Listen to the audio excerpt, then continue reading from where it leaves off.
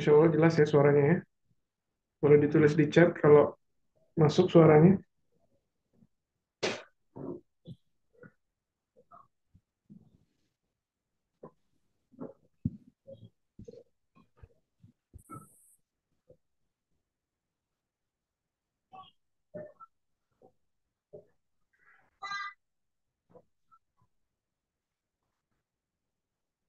Gimana? Apa jelas suaranya?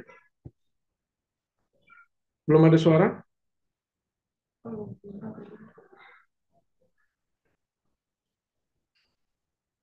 Oh, belum jelas ya. Kita lanjutkan bahwa kita tadi sampai di pendapat yang kedua, ya. Tetapi ada sanad yang dhaif dalam periwayatan hadis tersebut, ya. Dan ada pendapat yang ketiga, wal qaulu tsalits annahu tajib al-qiraah 'alal ma'mum, yaitu wajib bagi makmum untuk membaca surat Al-Fatihah fi sirriyah dalam salat yang dikecilkan suaranya, lima taqaddam, ya, wala tajib dzalika fil jahriyah, yaitu wajib bagi makmum sebagaimana hadis yang sudah kita bawakan sebelumnya, ya, wajib untuk membaca di dalam sirriyah. Maksudnya kalau kita membaca dalam sholat zuhur dari rakaat 1 sampai rakaat keempat, kita wajib membaca Al-Fatihah, ya. Dan asar juga rakaat 1 sampai keempat wajib. Dan sholat maghrib contohnya di rakaat ketiga kita wajib. Sholat isya rakaat ketiga dan empat kita wajib membaca surat Al-Fatihah. Wala yajib dzalika fil jahriyah, dan tidak wajib dalam sholat yang dikeraskan suaranya, al-jahriyah, yaitu dua rakaat sholat maghrib yang pertama dan dua rakaat sholat isya yang pertama, dan dua rakaat sholat subuh tidak wajib, ya. Lima tsabata fi sahihi Muslim, ya, karena ada hadis yang dibawakan oleh Imam Muslim an Abi Musa al-Asy'ari, dari sahabat yang mulia radhiyallahu anhu, Abi Musa al-Asy'ari. Qala Rasulullah SAW, bahwa Rasulullah SAW berkata, innama ju'ilal imam liyu'tamma bihi. Sesungguhnya imam itu dijadikan untuk diikuti. Faidza kabbara fakabbiru. Jika dia bertakbir, maka bertakbirlah kalian. Wa idza qara'a fa ansitu, dan jika imam itu membaca maka diamlah kalian. Jangan jangan kalian membaca di belakang ya, jadi dengarkanlah. Di mute sama suaranya tadi, feedback suaranya. Ya, maka jika imam tersebut membaca, maka perhatikanlah, jangan kalian membaca juga.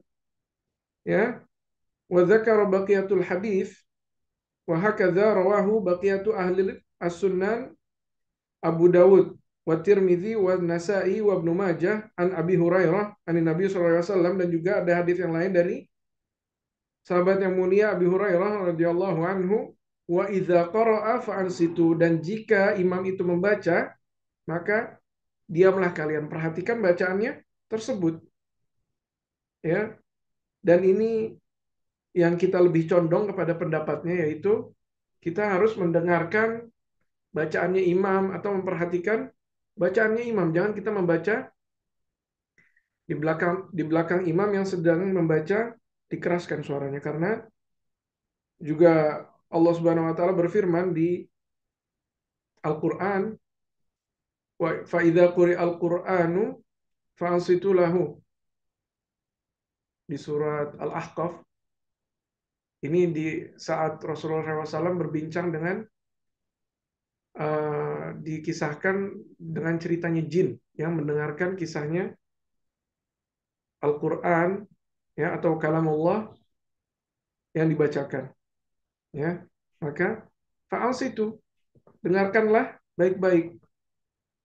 Juga di ayat yang lain, wa idza quri'al Qur'an fa'al situ la'allakum turhamun, yaitu jika bacaan Al-Quran ini dibacakan, maka perhatikanlah, jangan kalian bicara sedikit pun, agar apa? Agar kalian dirahmati oleh Allah Subhanahu wa taala.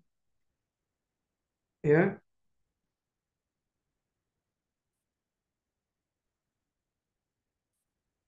Ya ini yang sedikit, insya Allah kita cukupkan dulu di sini kajian kali ini. Ya, insya Allah di pertemuan yang selanjutnya kita akan membahas tafsir dari Al-Isti'adzah, yaitu permulaan surat Al-Fatihah yang kita akan masuk di sini.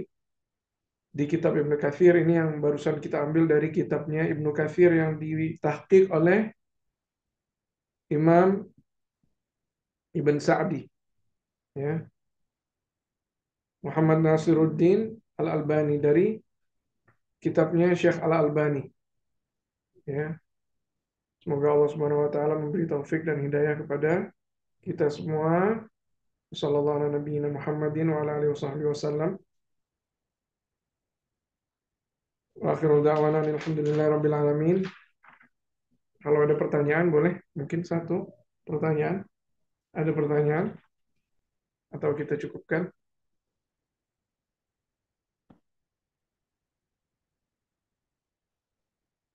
Nah, silakan kalau mau ada yang mau ditanyakan. Kalau Anda bisa jawab, insya Allah.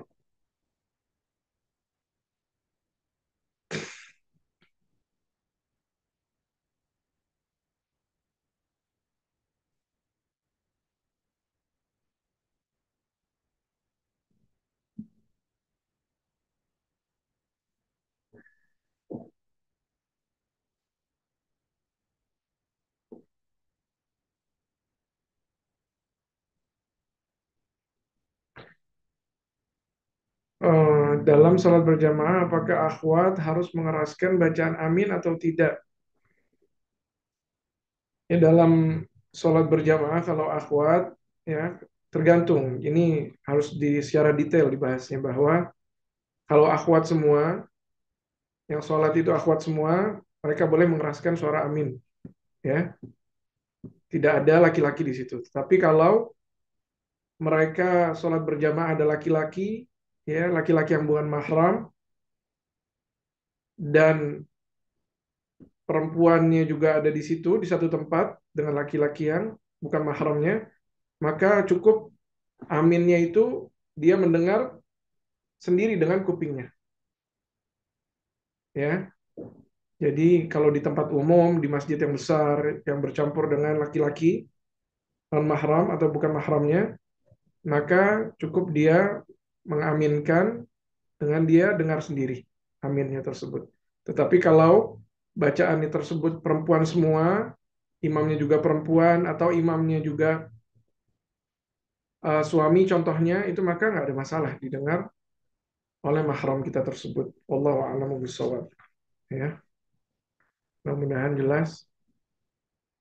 Insya Allah kita lanjutkan di pertemuan selanjutnya. Jazakumullah khairan yang sudah berpartisipasi. Semoga Allah Subhanahu wa taala menerima segala amal soleh kita dan semoga Allah Subhanahu wa taala memberikan ikhlas, ya, dan meluruskan niat kita dalam menuntut ilmu.